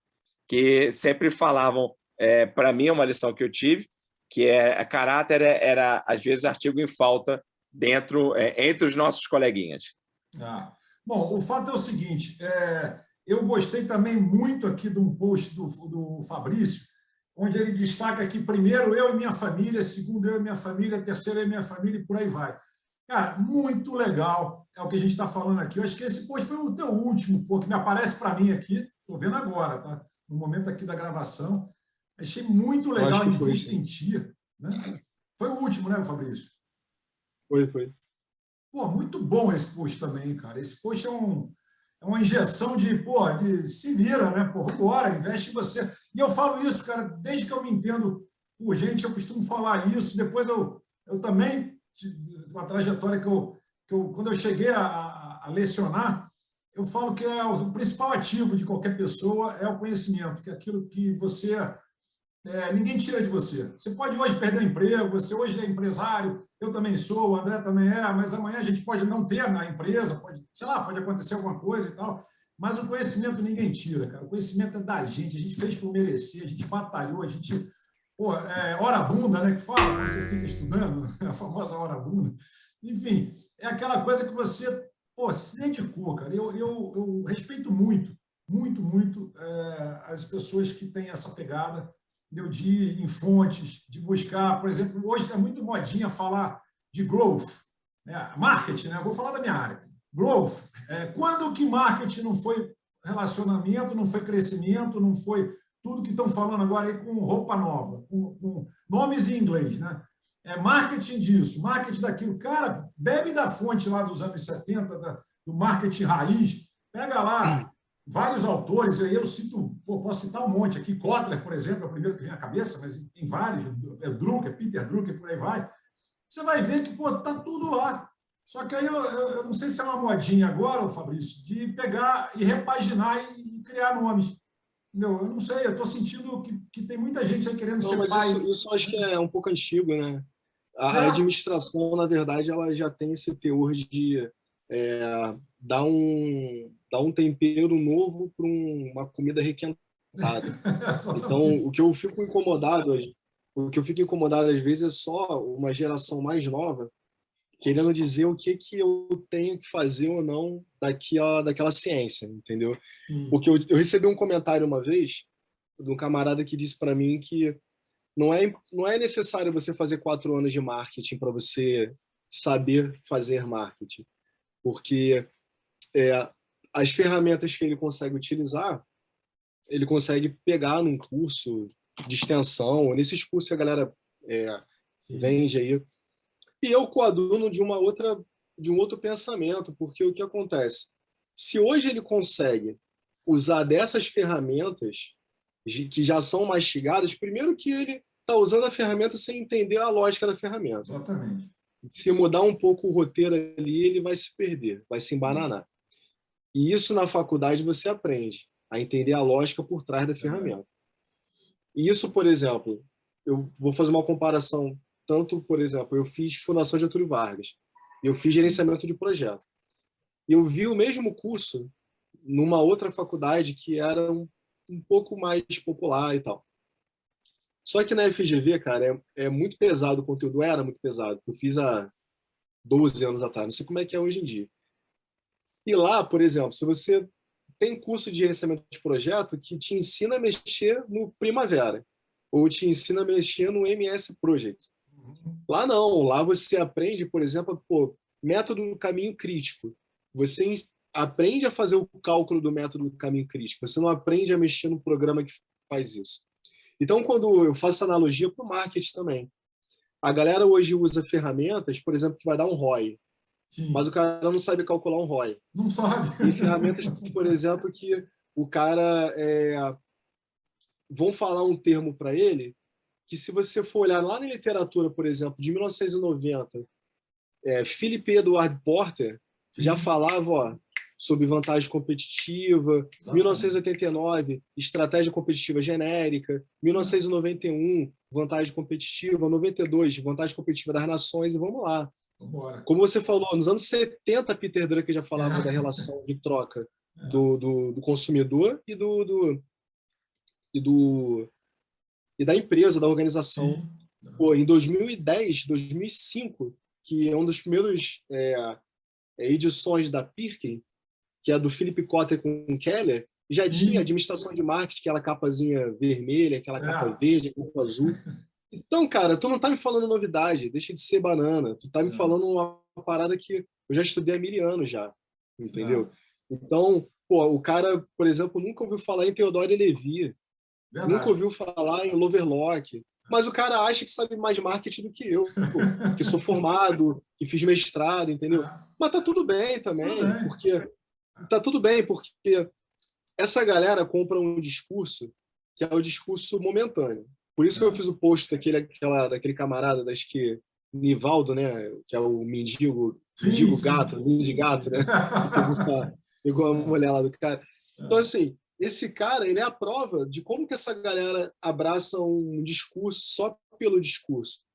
Esse post, ele já está meio que vencido, porque há pouco tempo atrás, eu estou falando de 2 dias atrás, já soltou matéria com ele fazendo um vídeo, esse cara, primeiro que tá morando na Barra da Tijuca, é. diz ele, né, numa não é cobertura, né, mas está morando de frente para a praia, e daí tem um post dele com um vídeo, ele mostrando ali uma banca de negociação, ganhando mais de 9 mil reais na banca. Cara, vocês acreditam nisso, cara? Vocês acreditam que esse cara de fato ganhou aquele apartamento? Não ganhou, não. Aquilo dali é para que a galera veja e fale, pô, o cara tá ganhando dinheiro. O que É. ele for colocar para vender, eu vou comprar. Sabe? Mas o pessoal é muito inocente, né, cara? Eu não, Concordo, eu concordo. fico de bobeira com a. Eu não sei, cara. A galera é muito, muito inocente, muito boba. Muito. Esse negócio do conhecimento do agora, que está muito na moda falar, né? Eu costumo dizer o seguinte: conhecimento do agora ele pode ser útil para agora, mas e para amanhã? Se você não tem sustentação, não tem uma base boa, é o que você falou, quando você sai um pouquinho da rota, já era, porque o conhecimento do agora, amanhã não é mais hoje, não é mais agora. Então, quer dizer, aí você coloca isso a longo prazo, bota isso daqui a 4, 5 anos, que a pessoa. Eu tive agora um processo de recrutamento e seleção na minha empresa, onde me chamou muita atenção uma menina que não fez faculdade de nada. Entendeu? Ela não tem formação acadêmica. Isso me incomoda, o André sabe que isso me incomoda profundamente. Mas ela conhece muito de design, muito de design. Não dá para negar que ela é fora da curva, entendeu? Ela estuda design, sei lá quanto tempo. Mas assim, mudou um pouco assim, minha forma, me deu um susto na hora, porque ela virou e falou assim, pô, me dá uma oportunidade, ninguém me dá oportunidade porque eu não sou formada. A gente fez os testes que a gente fez com todo mundo, e aqui eu não estou falando abobrinha nem nada, não, estou falando até porque me impressionou. E ela foi melhor do que todo mundo. Entendeu? Então, assim, eu sempre lutei pelo conhecimento acadêmico, uma base sólida e tal, mas essa menina me chamou a atenção, porque a gente deu a chance, ela foi muito bem no teste, mas a minha preocupação é, será que daqui a 4, 5 anos, 6 anos, ela com esse conhecimento de hoje, ela vai continuar, de fato, vai continuar, topa fazer, por exemplo, topa estudar, topa aprofundar, verticalizar o conhecimento, ou será que ela já acha que está legal, porque, pô, tudo bem? E será que eu dando chance para ela, trabalhando na minha agência, eu estou ajudando ou estou corroborando para que ela não se aperfeiçoe? Sei lá, cara, eu Então, pirei nisso. você concorda que ela fica um pouco presa a uma carreira técnica? Ela fica Exatamente. presa a carreira técnica. Totalmente, Mas, totalmente. mas também eu vejo também o seguinte, Sandro, se o objetivo dela é esse, amém. Ela faz Amém. bem aquilo ali. Porque também a gente fica muito assim, pô, todo mundo tem que ser gestor. Talvez ela, para lecionar uma disciplina de design, ou para ela ser uma gestora, ela não sirva. Verdade. Mas se ela está se sentindo bem dentro daquela carreira técnica, do macacão azul, né? Pô, É, amém, cara. Amém, amém. Eu só acho que a gente não é. Eu acho que a gente só não pode obrigar todo mundo a seguir uma carreira só porque a nossa percepção era uma percepção de que aquilo é o certo. sim, sim, concordo. Sabe? Que nem teve um camarada que falou para mim: pô, cara, tu acha que eu devo fazer mestrado? Eu falei: caralho, eu não sei, cara. Qual é a tua Que pergunta pretensão? difícil, né? Entendeu? Qual é a tua pretensão? Tu quer dar aula? Ah, não me vejo dando aula. Então já começa aqui. É, Quer ser pesquisador? Ah, não, pô, nem sei como começa. Então, pô, tu quer ser mestre por quê? Só para falar que tu é mestre? é. Se você não gosta de escrever, não gosta de escrever artigo, não gosta de dar aula e não quer pesquisar, Pô, um mestrando, o mestre só faz isso. Ah, Pesquisa, dá aula ou escreve artigo. Entendeu? Então, acho que a galera vê muito a sua carreira sendo refletida na do outro. Eu acho isso muito, muito danoso, assim. Mas, concordo. assim, a gente tem que entender que ela não tem o aprofundamento do conteúdo que um outro camarada possa ter. Sim. Se tu, pô, for conversar com ela, por exemplo, da origem da arte, que é Não, uma parte do design aí é também, ela não vai abraço. saber. Aí não Mas vai saber ser. que será que precisa para aquela função que ela está desempenhando? Exatamente. Pois é. É isso que eu fico pensando, porque as universidades, de um tempo para cá, abriram cursos técnicos. Vários cursos técnicos, que eu acho até interessante também. Eu não acho ruim, não. Mas É o nem tecnólogo, esse. né? É, tecnólogo, exatamente. Mas nem esse curso, que é um curso reconhecido de superior, nem esse curso que é menor, inclusive, é menos tempo e tal. Eu acho que o conhecimento do agora, que é o tal do conhecimento que você estuda via esses cursinhos de 1 mês, 2 meses, aqui no YouTube e tudo mais, eles funcionam bem para você ter mais conhecimento, não para você ter ele como base. Entendeu? Isso me assusta, tá? Isso me assusta bastante. E, pô, enfim, eu também fiz a FGV, fiz meu mestrado lá na FGV, em 2010, inclusive, na mesma época que você estava lá, pelo jeito, a gente deve ter se esbarrado lá algumas vezes. E eu sou Eu fiz em super. Botafogo, né? Não sei. Botafogo, lá em Botafogo, exatamente. Aí, eu sou super assim, cara, eu não sou contra o que pode corroborar, mas, pô, você substituir uma coisa em detrimento da outra que me assusta. Isso me assusta e eu não sei se às vezes eu posso estar ajudando ou eu posso estar atrapalhando o desenvolvimento de uma pessoa, porque às vezes você tomar um não, né, tem vários CEOs aí, vários, que foi exatamente com um não que a ficha caiu e o cara correu atrás. Eu não sei se eu. Enfim, eu fico muito assustado com esse tipo de coisa. Ó, levantar uma bolinha para o debate. Levanta a bola aí, André. Será que esse conhecimento muito técnico, né, do macacão azul e tal, ele é um conhecimento do fazedor, não é do transformador? Será que a gente, alimentando numa fase óbvia, precisamos de pessoas para produzir? Mas se a gente não estimular que as pessoas tenham um conhecimento, Fabrício deu um bom exemplo, a pessoa vai saber fazer automaticamente, automatizada, mas ela não entende o propósito, ela não entende a proposta, ela não entende, ela não vai ter a capacidade de dar um passo à frente, ela vai ficar só na questão horizontalizada, porque ela sabe fazer rápido, beleza, Bem, sabe fazer bem, bem, inclusive. mas ela não vai fazer diferente.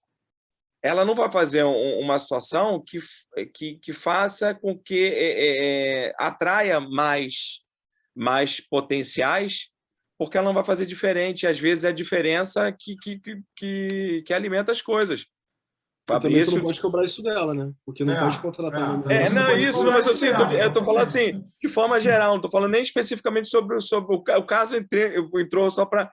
Mas de forma geral. Você já deu o exemplo do seu perfil. Meu perfil, poxa, eu fui. Minha intenção era X, eu não sei, estou com tantas pessoas, por quê? Porque você fez diferente. Você dá um passo além porque você tem subsídio. Você só não pega só o senso comum de reproduzir, que você até foi um pouco crítico, não sei se me corrija se eu estiver errado, crítico desse senso comum de você reproduzir mais do mesmo. Então, uma pessoa que não tem o conhecimento mais, não vou dizer nem acadêmico, que se aprofunde, que só fique só no técnico, ele não vai dar esse passo a mais. Ele vai dar o passo do mesmo, ele vai andar mais rápido. Ele não vai dar um passo diferente e, de repente, poxa, eu vou fazer isso aqui que, poxa, é inovador. E, às vezes, o que as pessoas exigem bastante, o mercado exige bastante, além da velocidade, conhecimento técnico, é que você seja inovador. Você passa a criança inovadora, que faz um aviãozinho com um rolo de papel higiênico, e aí quando você vai para o ensino tradicional, que você tem que dar respostas iguais, as provas são muito objetivas, mas quando você chega no mercado, que você vai responder mais do mesmo, quem contrata, não. Ele quer um cara que deu o famoso pensar fora da caixa. Ele vai continuar pensando dentro da caixa. Ele só vai montar caixas rápidas. É como o Chaplin lá, apertando a porca rápido, porque ele é um cara técnico. Ele não sabe que, de repente, ele pode criar algo um instrumento que vai apertar. Enquanto ele aperta 2 porcas, Mas assim aí ele vai apertar emprego, 10. ele está empregado, ele está ganhando dinheiro, tem essas coisas também, né? Porque o país está com, o último censo do IBGE está com mais de 40 milhões de pessoas Sim, abaixo sim, da linha sim. da pobreza. Não é nem Sim, pobre, ele é vai estar abaixo da linha da empregado, mas pobreza. ele fica ali no mesmo. Ele Sim, fica mas no está mesmo. empregado, é melhor do que passar fome, né? Porra. Sim, mas aí é você chegar, aí vai quando você tem uma empregada em casa, que você, tô te dando casa e comida. Aí você não paga salário a ela. Eu tô colocando um exemplo Ah, bem você radicalizou. Você radical. radicalizou. Não, mas é a mesma coisa. Eu tô te dando, você tem um emprego, você está ganhando dinheiro. Fome e falta de abrigo você não tem. Você está Mas eu ganhando acho que também dinheiro. a gente não pode romantizar a relação de trabalho, né? Porque Ah, eu acho que a gente sempre romantiza no sentido de que aquela pessoa que está trabalhando com a gente tem que ter crescimento profissional. Cara, eu não vejo desse lado. Eu acho que o cara pode entrar na nossa vida para executar aquela função bem durante um tempo e tchau, ah, sabe? E eu vou ajudar ele, ele vai me ajudar. Eu tive vendedor assim já, que falou para mim, cara, eu quero oportunidade agora, porque eu preciso trabalhar agora. sim. E vamos lá, toma, cara, eu preciso de você também, Ah, sabe? Eu não preciso que você se torne meu diretor no futuro, exatamente. sabe? Então, acho que Exatamente. se a menina vira para tu, voltando nesse exemplo dela, cara, eu sei fazer isso bem. Eu não estou muito, eu particularmente, cara, você vai fazer isso bem, mas você tem graduação? Não, não tenho. Qual é a tua pretensão? Minha pretensão é viver disso, viver como analista de design. Sim. Amém, cara.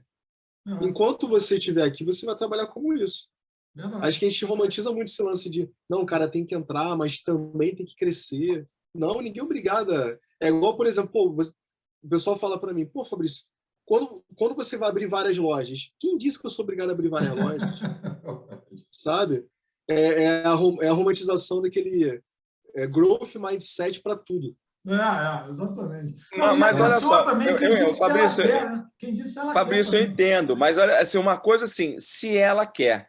É, se ela quer. Porra, porque Não, não ó, sabe. uma coisa assim, se ela quer, outra coisa é você, de repente, não falar, você de repente tolir, não necessariamente tolir, para que ela não cresça. Porque é muito útil. Eu entendo, assim, não podemos romantizar. Mas você se sentiu Mas incomodado. Você o teve. crescimento vai da pessoa querer crescer. Ninguém. Você só Mas ajuda quem quer ser ajudado, André. Não dá para vamos ajudar para quem não quer Platão, ser vamos para ajudado. Platão, Sandro. Se não tivesse alguém para iluminar, mostrar para o cidadão, olha, a luz está ali. Ele vai sempre achar que o reflexo da sombra é a luz. E lá Se veio ele você lá na caverna, foi lá para a caverna você. se você não disser para a pessoa a possibilidade, às vezes ela não vai. Uma coisa é você dizer assim, ó, a luz está ali, eu não quero. Ok, é uma livre escolha, o livre-arbítrio. A outra coisa é você não fazer menção e, porra, porque é bacana que fique do jeito que está. É, É uma liberdade de escolha. Assim, Fabrício, você quis ir mais longe. Você quis. Por mais que houvesse barreiras, você quis. A outra coisa não, vamos deixar você ali confinado, que pra gente é bacana que você fique confinado. na Você não verdade, mostra alternativa. não é nem questão de eu querer, eu só tinha essa opção. Eu sempre falo, eu sempre boto assim, profissionalmente falando, a única opção que eu tinha na minha vida era de ser um cara foda. Eu Mas não você tinha tinha, outra opção, mas você tinha entendeu? outra opção, é não querer fazer isso e ficar no mais do mesmo. Então você teve uma escolha de avançar. Não, Você mas nem o mais do optou. mesmo para mim serviria, vou te falar com sinceridade. Mas Nem o mais do mesmo. porque você não quis isso. Essa é uma questão da escolha. Você foi instrumentalizado, você teve a oportunidade de instrumentalização, que você Não, contou sua porque não história. dava. Porque não dava. Olha só, hoje em dia, mora eu, minha esposa e minha enteada. Ela não tem mãe, nem pai. Eu não tenho mãe nem pai. E eu não tenho parente. O único parente que eu tenho é minha avó.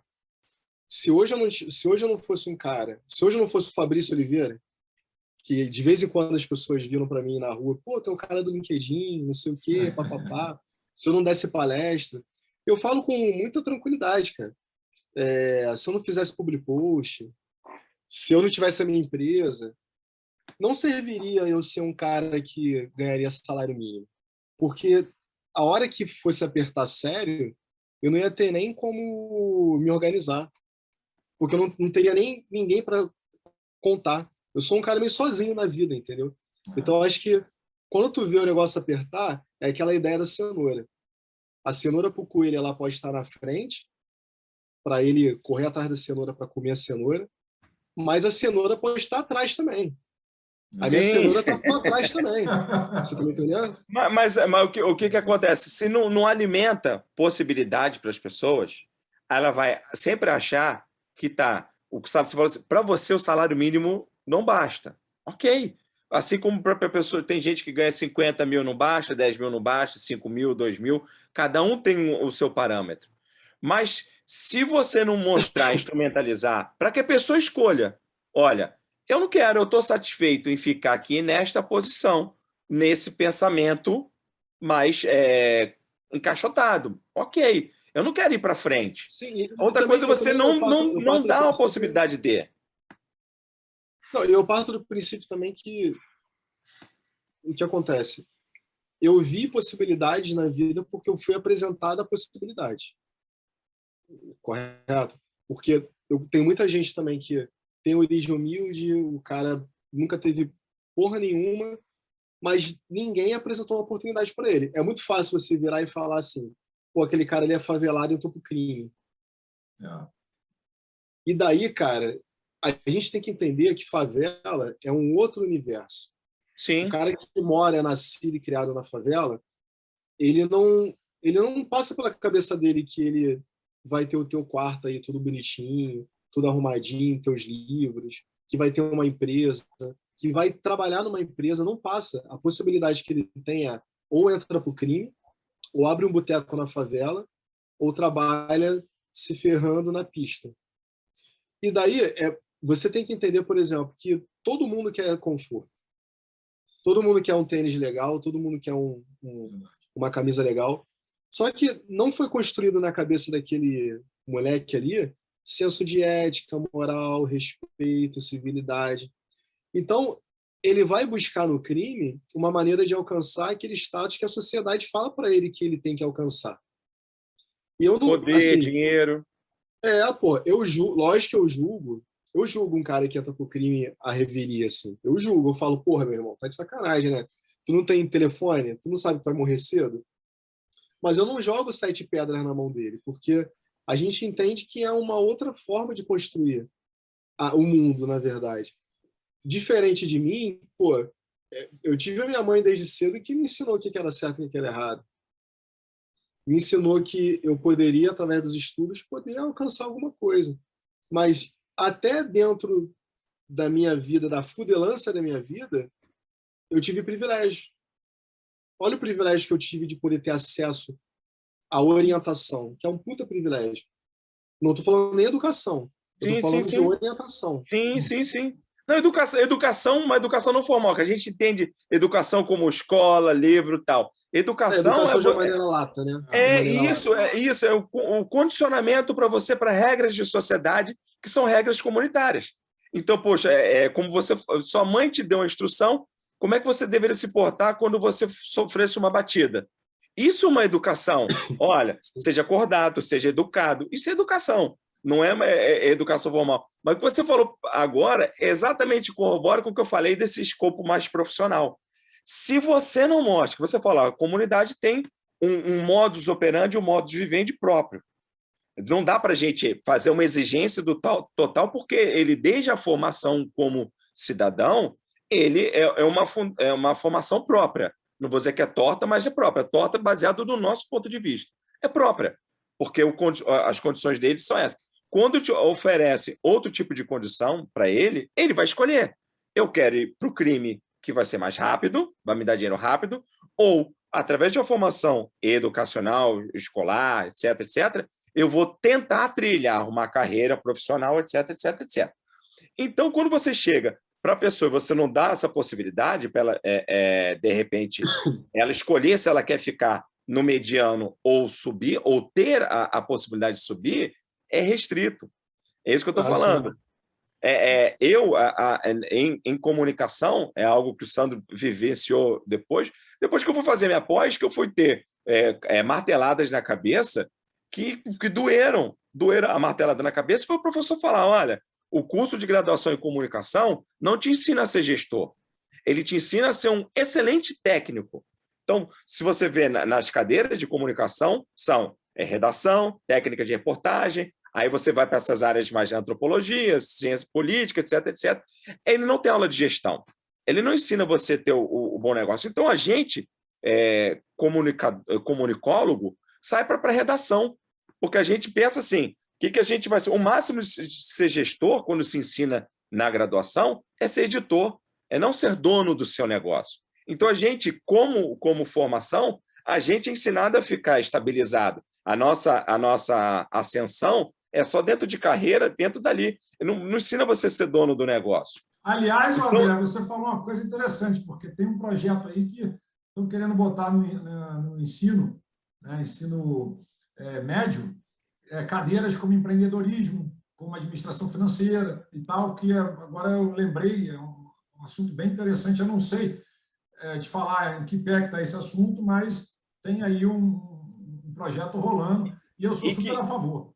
E que só para fechar, para não palestrar como você está muito palestrinha hoje. Vamos não. É assim, que tivesse essa cadeira dentro da comunicação, a pessoa sai de lá, eu quero ser gestor. A minha onda é ser empreendedor, quero ser dono do veículo de comunicação ou de uma empresa de comunicação, de uma agência. Eu teria essas, não, eu quero ser só jornalista, carreira bem raiz mesmo. Só que não, ali você já sai direcionado. A vida, as porradas da vida que fazem com que a gente, o Sandro abriu o negócio dele, eu abri o meu negócio, a gente partir para isso. Então, quando eu falo que você não instrumentalizar a pessoa para isso, você restringe as escolhas dele. Né? Mas então, aí aquela história, eu abri, mas eu corri atrás, né? Porque com a faculdade de porrada da vida, Sandro. Porrada da vida. Uma porrada da vida. Aí eu fui fazer o que a gente já conversou aqui, fui fazer pós, fazer mestrado, fui me especializar, porque também não dá para você ver para onde está o vento. Não. Isso, fazer aquilo, não tem como. Você tem instrumento para escolher. Eu acho que eu concordo o direito da liberdade de escolha. Aquele negócio, o que é sorte para você? A velha pergunta, do que é sorte para você? Para mim, sorte é o encontro da oportunidade com conhecimento. Cada um, eu não vejo esse negócio de, o cara é azarado, o outro é sortudo. Não, cara, o cara correu atrás, é diferente. Entendeu? Ele correu atrás, aí a consequência vem, entendeu? É a famosa lei da reciprocidade, lei do retorno, sei lá como vocês queiram falar. Não é sorte, é consequência. Agora, se você ficar jogando, PlayStation, sei lá o quê, a vida inteira, não vai fazer porra nenhuma. Aí, enfim. Mas vem cá, vamos parar de palestrinha, que você está parecendo uma maritaca hoje, você está falando pra caceta.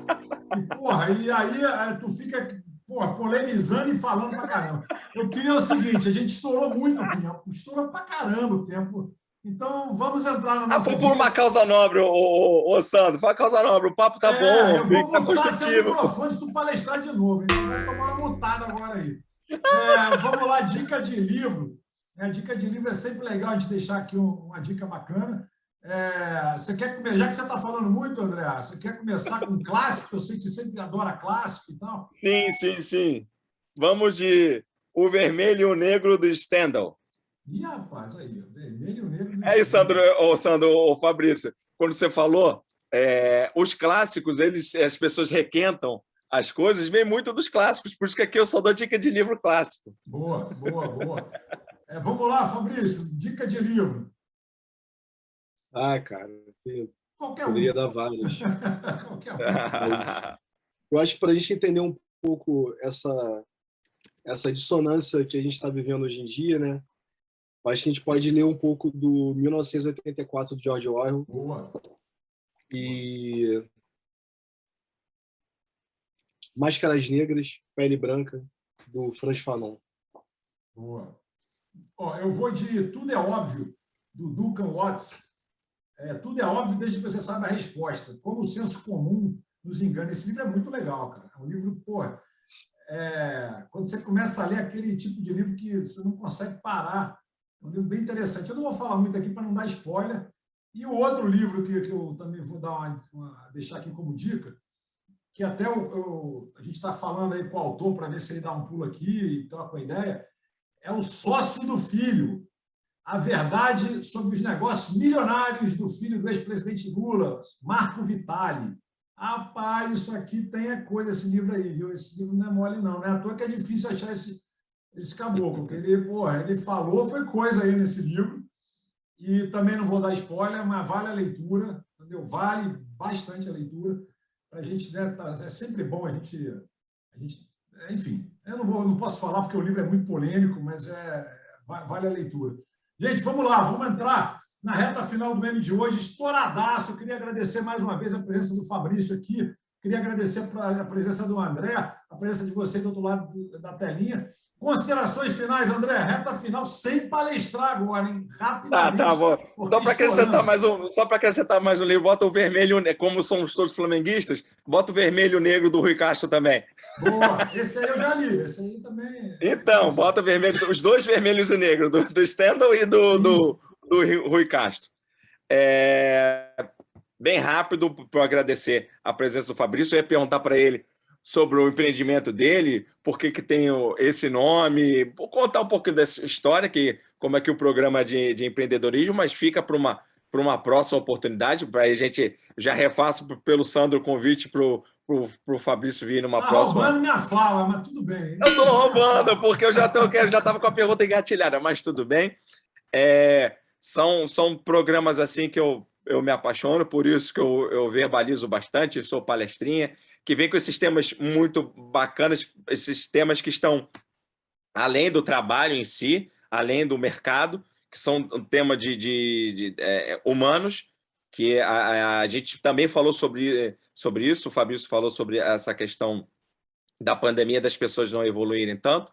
Então, a gente tem que estar sempre debatendo a evolução do ser humano, e eu acredito que no programa de hoje a gente conquistou isso.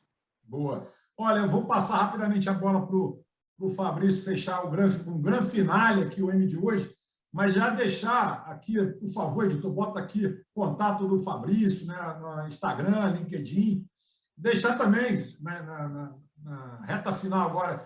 Fabrício, fica à vontade se você quiser falar um pouco sobre a Fowler e também deixar aqui todos os contatos desse seu empreendimento que eu andei vendo aqui, porque o outro palestrou para caramba, mas andei vendo, achei muito legal a proposta da Fowler, achei muito interessante, né? Uma coisa nichada, uma coisa bem legal. Assim, então, fica à vontade, Fabrício, fala o que você quiser, que agora é você sim, é o palestrinha, do jeito que você quiser terminar o M de hoje, fica à vontade. Não, tranquilo, é porque também eu estou muito apertado de tempo, vou ter só 3 minutinhos para falar, porque senão eu vou abrir aqui o escritório.